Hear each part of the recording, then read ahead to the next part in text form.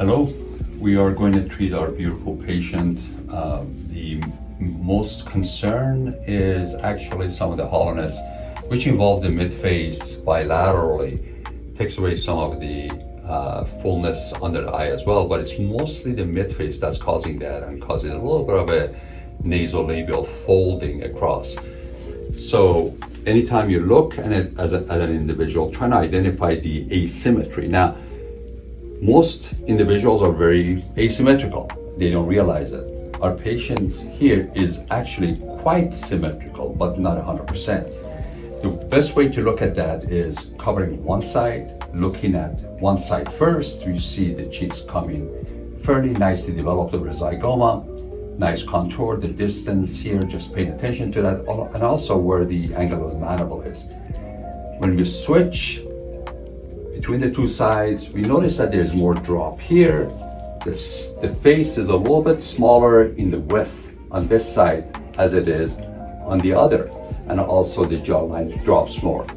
Now, it's good to know that, but in this case, that is fairly minimal. A lot of times what I do, I first work on the side that is more less developed to make sure that I bring that more in symmetry with the more developed side.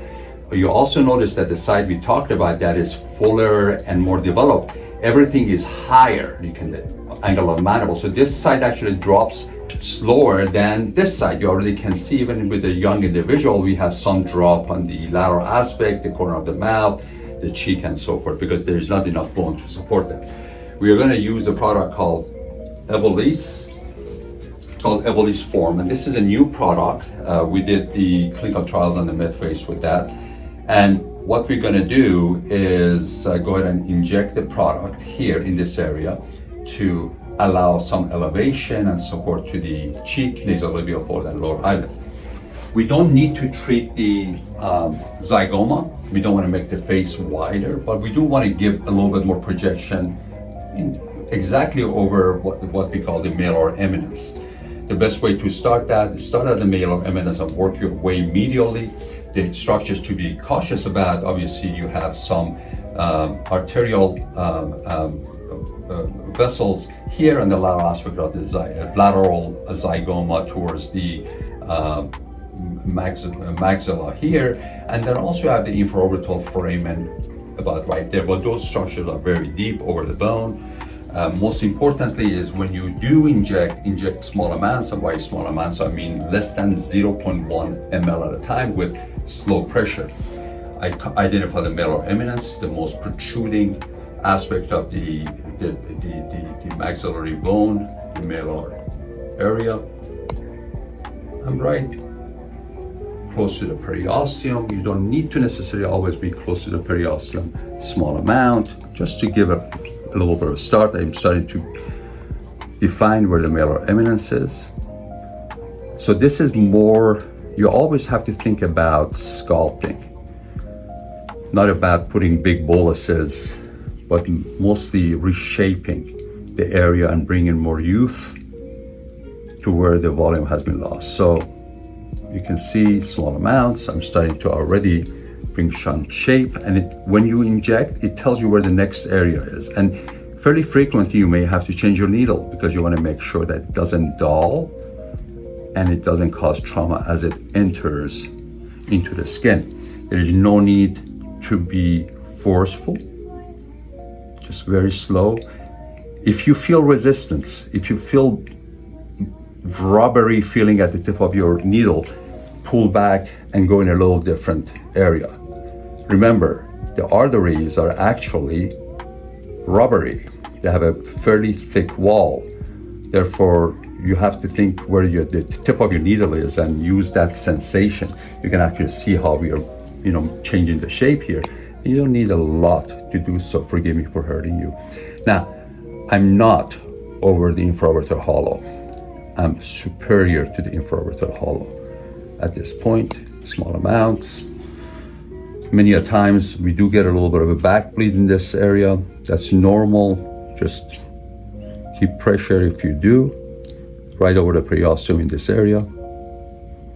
Again, small amount. And every time I do that, I press on, making sure it's flat in those regions. Now we have the groove,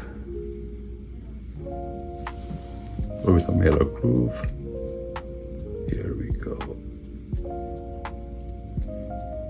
So we were prepared to place 1.5 syringe or 1.5 cc in this area, but you can see just by doing that 1 cc, we were able to bring a contour, which is a nice arc across. Open your eye, please. Thank you. I want to make sure everything looks good. There's enough support. Now you can see the fold is much improved. There's an arc, minimal depression here.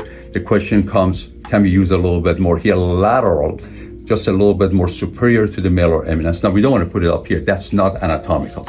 Remember, the zygoma is in this fashion and then becomes the maxilla, face of the maxilla right here, malar eminence. So I'm going to use a slightly more amount of the filler. The skin has already been prepped with chlorhexidine.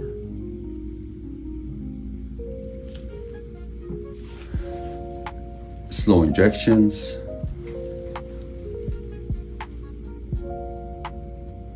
You don't, just let the needle slowly advance.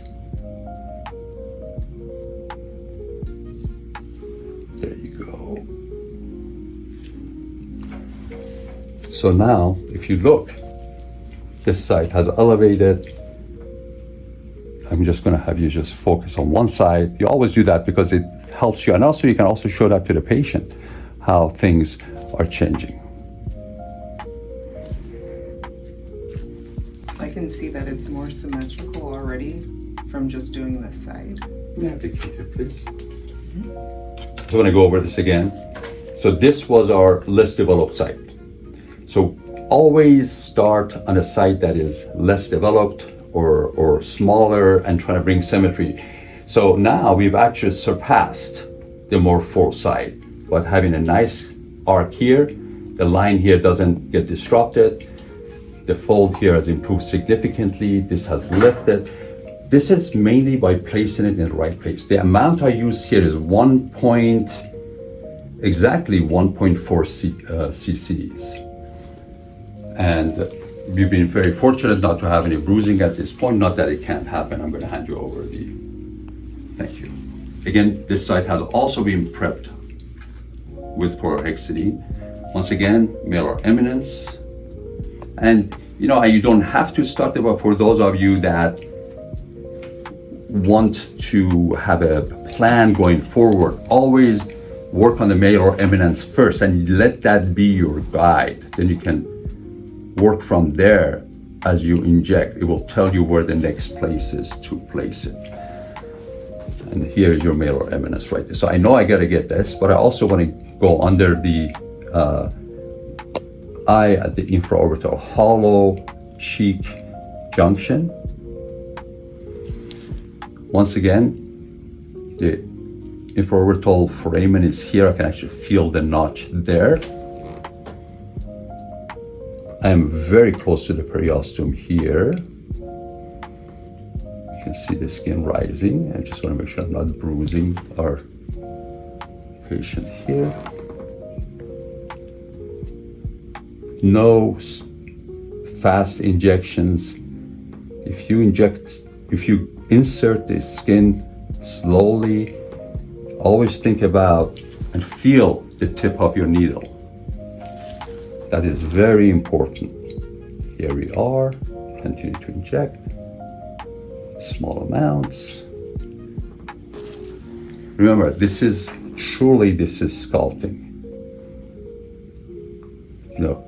Knowledge of anatomy is very important. Knowledge of the product you're using is very important.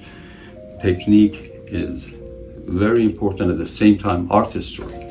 Pay attention to the details. May I have the other syringe, please? Thank you. So you can see now we're starting to bring more symmetry. So we stop, take a quick look. Yes, we're hollow a little bit here. We still need a little bit more volume. Now we're trying to catch up with the other side, but not surpass that. And that's very important to see. Now, when we look at this side, perfect. almost perfect. So take your time, step back, look again,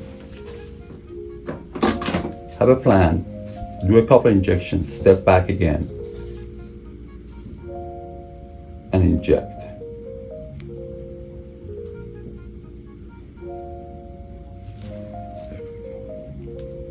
I didn't even feel that at all.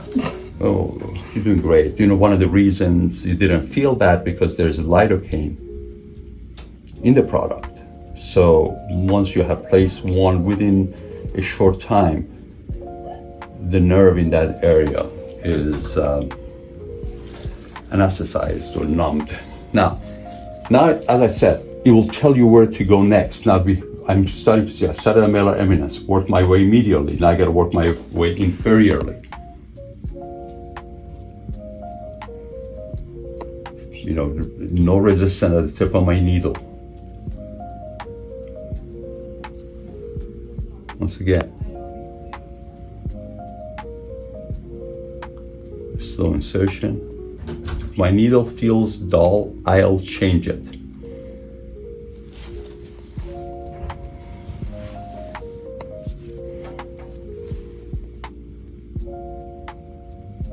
Forgive me for hurting you. You did an amazing job.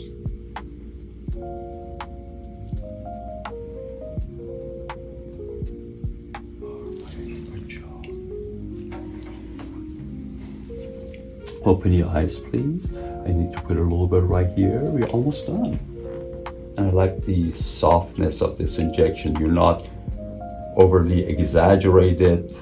You still have the feminine, beautiful softness. And nobody should be able to tell that you had injections, and it should look like this. This is you. And it matches you. There's no reason to change somebody who's got beautiful face. All we want to do is make it look better, take some time back, and actually make it even look more beautiful without changing them entirely. There are times that we want to use the fillers structurally to bring, you know, the illusion of bony structures. That's, in a way, that is different, and sometimes we have to use different products for that. But what we're doing here, using the Evolysse product that's made by a company called Cimites in France, which is a fantastic company.